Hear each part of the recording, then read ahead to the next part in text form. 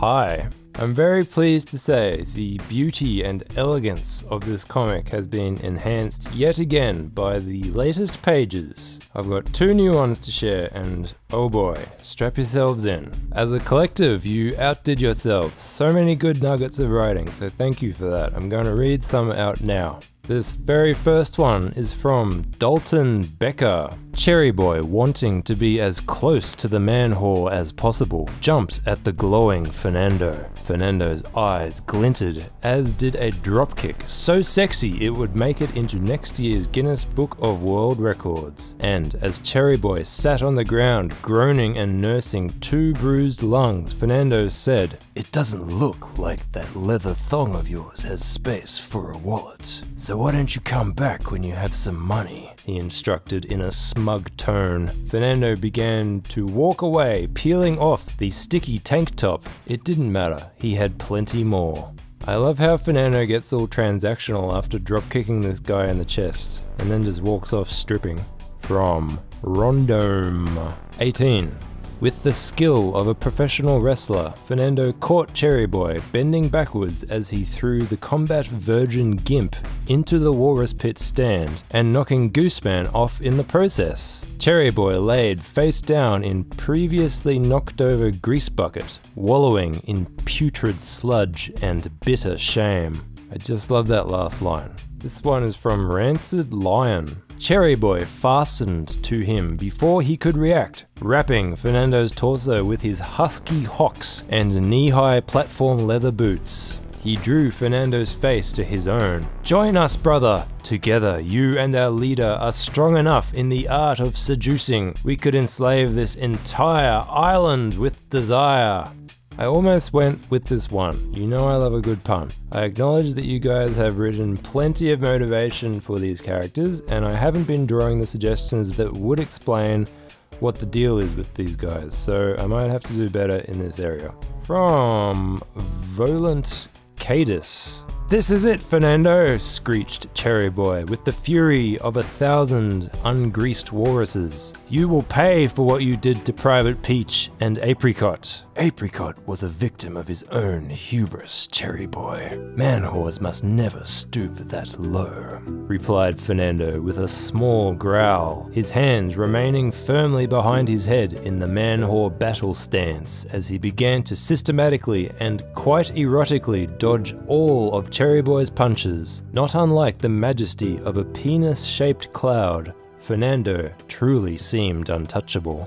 This one combines nicely written dialogue with some attractive action and finishes with a penis cloud. It's the other one I was close to doing. When you see page 23, you'll know why I went with that one. From Crypto Keyblade. Cherry Boy's reckless charge into his range was just what Fernando was hoping for. At the last moment, he tore off his stained tank top, allowing the fruit fiend to crash face first into his pungent chest follicles. Cherry Boy sighed with delight, comforted by the pillow of curly hairs.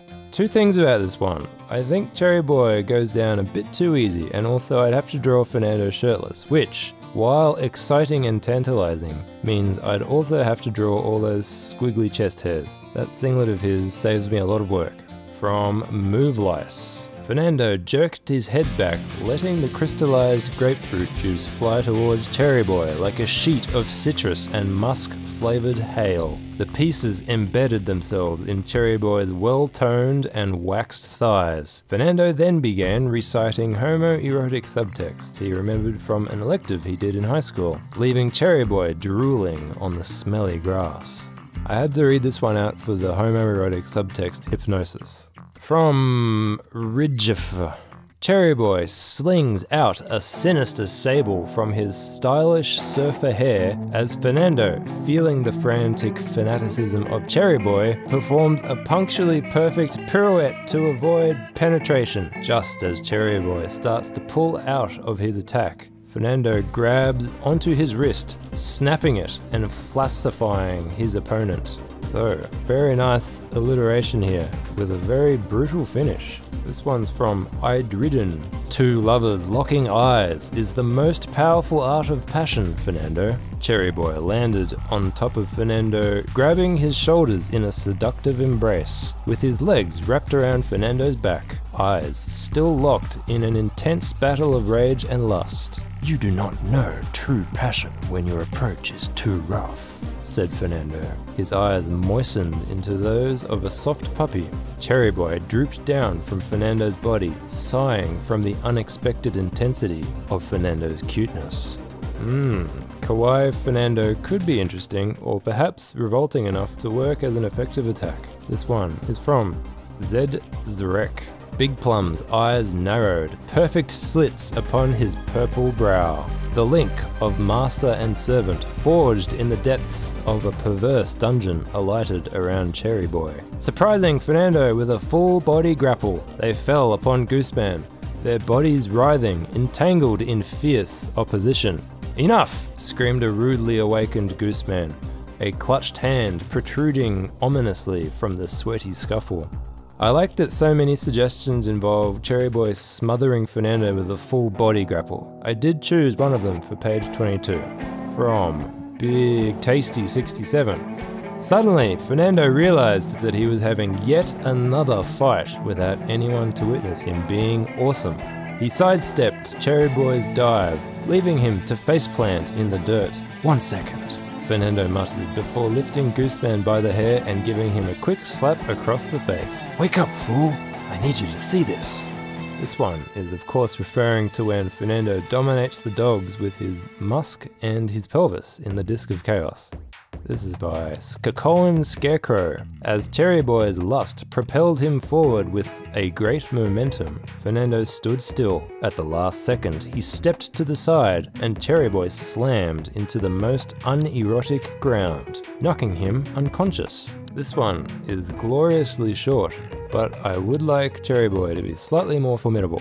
From Firestorm. With a surprising amount of energy, Cherry launched himself at Fernando, only to miss by inches as the bearded man-whore dodged to the left. Bouncing as a ball might, the barely covered whore slammed from the ground into the Walrus Pit Preservation Society's sign, anticlimactically knocking it to the ground and grazing Gooseman with his foot. As if disturbed within his soul by the wanton destruction laid upon his soul love in life's sign, Gooseman stirred, coming to groggily. This one was a really creative way to both dispatch Cherry Boy and wake Gooseman up. From 10 True Freak 01.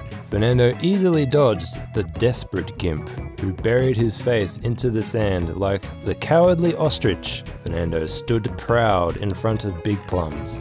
"Oh, Fernando," he said in his menacing Italian accent, "you have fallen directly into my trap."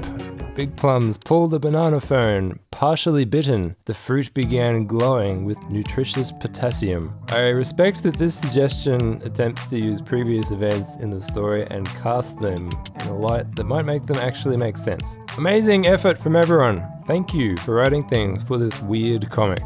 So here's the ones I chose.